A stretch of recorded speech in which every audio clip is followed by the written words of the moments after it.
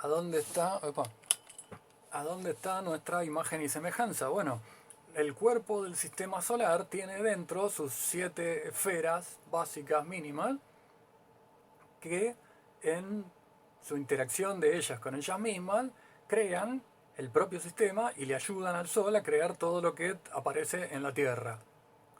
En la versión microcósmica, nuestro cuerpo físico tiene sus 7 esferas, de las cuales cada una se encarga de una cosa diferente.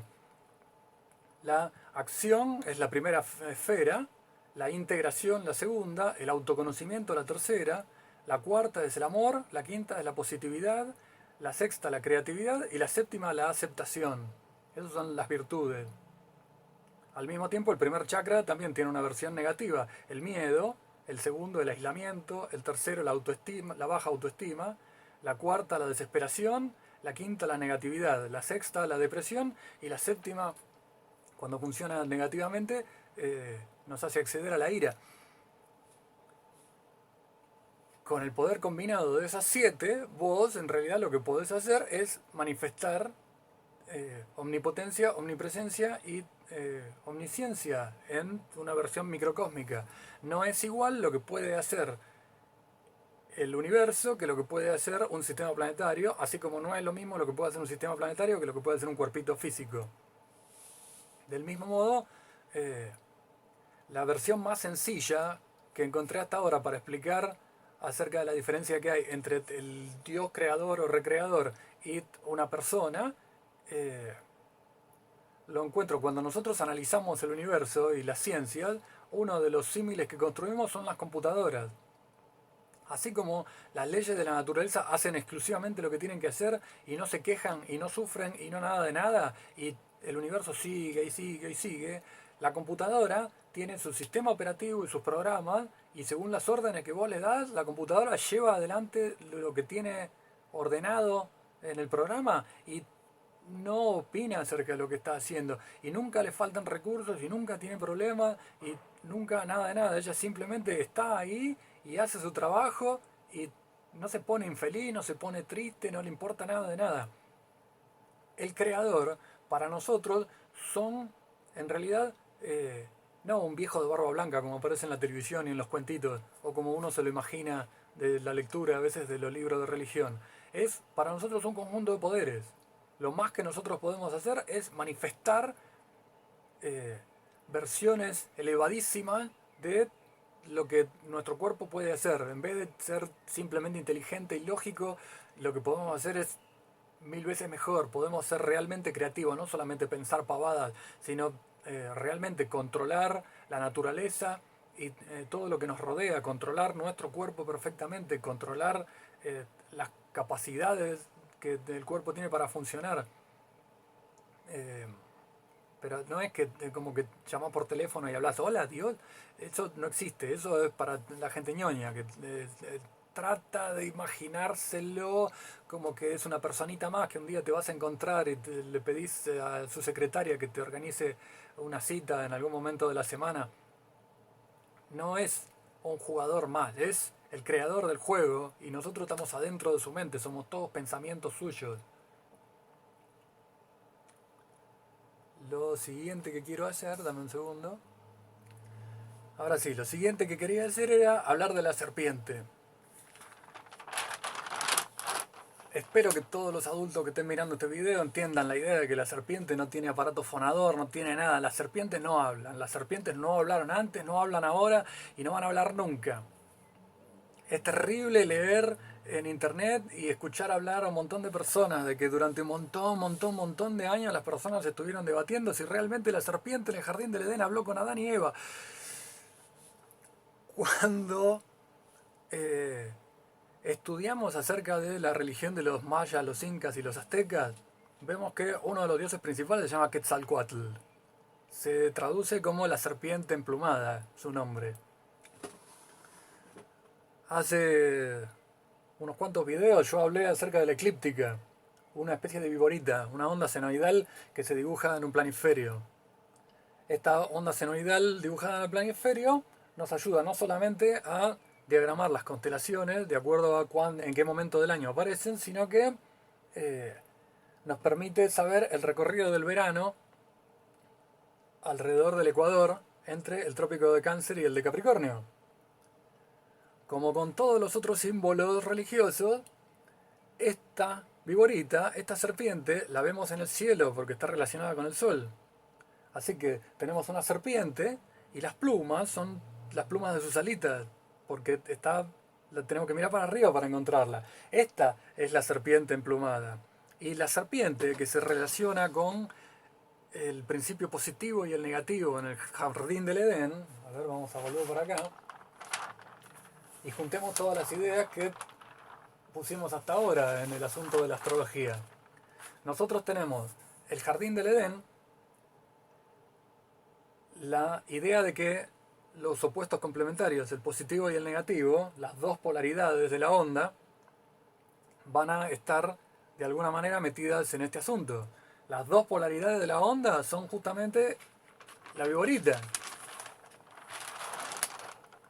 Tenemos entonces que, si bien está todo quieto al principio, cuando vos creás las ideas, ahora vamos a incluir la idea de movimiento. Para que haya un paso de lo positivo a lo negativo, de lo masculino a lo femenino, tenemos esta idea de la viborita que, cuando lo juntamos el conocimiento con las polaridades, con los cuatro elementos, con el ciclo de... ¿Cómo era que se llamaba esto? Generación, operación y decaimiento, nos da el movimiento de las cosas. La historia arranca en el jardín del Edén, pero los personajes se quedan ahí adentro. Cuando empieza la explicación acerca de que el movimiento tiene que ver con el pasaje de una polaridad a la otra, la historia de los personajes, cuando son expulsados del supuesto Edén, arranca, y hasta que no llegas al final del quinto libro, a la Tierra Prometida, no se detiene nunca. El propio movimiento es un constante intercambio entre las polaridades. De eso es de lo que se trata de ese asunto, y no se trata de ninguna otra cosa. Aunque sigue sin gustarme, ahora dependo de los libros. Obras completas de Filón de Alejandría número 1. Este libro vale oro. Voy a leer solamente un cachito de el primer... bueno, se llama libro, pero esto era lo que Filón escribía. Sobre la creación del mundo según Moisés. Al codificar los demás legisladores las normas consideradas justas por los mismos, unos lo hicieron en forma desnuda y carente de todo atractivo, en tanto que otros, revistiendo sus pensamientos con ociosos agregados, confundieron a las multitudes ocultando la verdad tras el velo de míticas ficciones.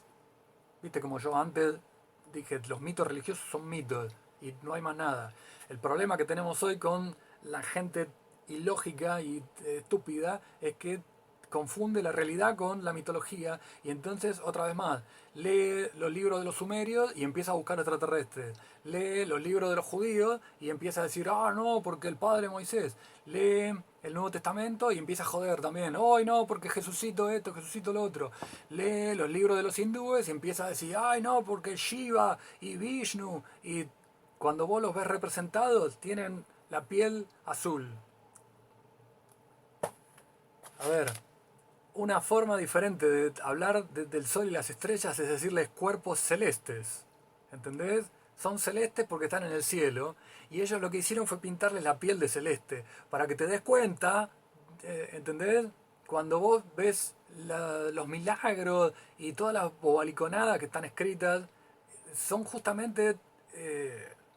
heads up, es para que te despiertes y no te lo creas. Para eso es para lo que están todas esas cosas en los libros, para que te des cuenta de que lo que estás leyendo significa otra cosa. En cambio, dice acá, Moisés, desdeñando una y otra modalidad, la una como irreflexiva, superficial e indigna de la filosofía, y la otra por engañosa y llena de imposturas, compuso para su legislación un exordio pleno de belleza y magnificencia, evitando tanto el dictar sin preámbulo alguno los deberes y prohibiciones, como el inventar mitos o aprobar los forjados por otros ante la necesidad de preparar el entendimiento de quienes habían de regirse por sus leyes. Su exordio es, como digo, admirable en sumo grado. Consiste en el relato de la creación, y de él se desprende que entre el mundo y la ley existe una recíproca armonía, y que, de este modo, el hombre respetuoso de la ley es ciudadano del mundo, ya que ajusta su conducta a los dictados de la naturaleza, de conformidad con lo cual es regido el mundo entero. Acá necesito hacer un llamado de vuelta. Cuando aparece la palabra armonía, acá, si vos usas la definición de armonía que uno saca por contexto de las palabras, o de la música, y decís simplemente que es una concordia, y no tomas en cuenta la idea matemática de armonía, la del dibujito que yo muestro constantemente y ahora se me escondió entre medio de un montón de otros, te lo vas a perder. ¿Por qué? Porque la idea de los ciclos adentro de los ciclos adentro de los ciclos es de lo que tenés que hablar cuando hablas de armonía. ¿Entendés? Y eso es lo que él está haciendo acá, es lo que está tratando por todos los medios que tiene a su cuidado, en sus cercanías, en sus capacidades, se me fue la palabra ahora, de abrir todos los mitos y mostrarte lo que en realidad hay adentro. No te puedo leer todo el libro, ni cualquiera de todos estos cuentitos son excesivamente largos para lo que puedo yo grabar un video, pero te recomiendo tremendamente que leas esto, aunque bueno, no te recomiendo que empieces por acá. Si vas a leer la Biblia primero, arrancá por la parte que no tiene ninguna necesidad de traducción, que son el libro de los Proverbios, el libro de la sabiduría, el eclesiástico y el eclesiastés. Y deja los salmos para un poquitito después, si no es alguno de los que ya nombré, porque son un montón de canciones, eso es lo que es un salmo. Y de la colección, que son como 150, francamente lindos, hay muy poquitos para leer. Son insoportables la mayoría. Pero si vos entendés que los distintos personajitos de toda la mariconada de los salmos, por ejemplo, son imágenes que vos tenés que tener en la mente, de que cada uno de ellos representa, por ejemplo, hay un montón en donde se le pide a Dios que por favor proteja al protagonista de la historia de la mano de Saúl. Y tenés que saber que Saúl va a representar entonces alguna clase de vicio. Y tenés que irte para atrás a la parte donde Saúl aparece y fijarte qué es lo que hace y a quién ataca y tratar de analizar un poco lo que estás leyendo. Lo mismo pasa, por ejemplo, cuando lees acerca del templo de Salomón. En inglés, vos, en vez de Solomon, como se escribe Salomón en inglés, vos podés hacer el juego de palabras de Soul of Man, el alma del hombre. El templo de Salomón, se te dice en el texto que es un templo que se construyó en una sola noche, que era un templo gigante y que se hizo sin levantar un martillo y un cincel ni golpear ninguna piedra. ¿Cómo haces un templo en la época en la que se supone que se construyó, que no dejó absolutamente ningún rastro de sí, y lo haces prácticamente sin hacer ninguna clase de trabajo físico? Una vez más, de lo que se trata la parte mitológica es de cuestiones espirituales, es transformar en un cuentito para que cualquiera de cualquier idioma, con este cuentito pintado en las paredes, con todos personajitos que representan otras cosas, transmitir información espiritual acerca de cómo trascender los vicios y convertirlos en virtudes. A por lo menos la gente que fue enseñada. Como el mensaje es largo y es complicado, vos lo que necesitas son muchos personajes, bastante información, y si no tenés eso, vos agarrás el libro egipcio de los muertos y no entendés nada de lo que leís. Y te agarrás la Biblia y no entendés nada de lo que lees. Y te agarrás los textos hindúes y no entendés nada de lo que lees. Y agarrás el Popol Vuh y no entendés nada de lo que lees. Porque los personajes, igual que cuando agarrás los textos sumerios, no entendés nada de lo que lees. Porque son todos personajes que se están matando entre ellos por la época en la que se escribieron. Y porque es un combate entre la parte virtuosa del ser y la parte no virtuosa, la parte viciosa y material del ser humano, a la que mentalmente necesitas aprender a dominar. Eso es tu laboratorio ambulante, eso es lo que es tu cuerpo. Así como los antiguos egipcios solían domesticar animales, vos tenés que aprender a domesticar tu parte animal.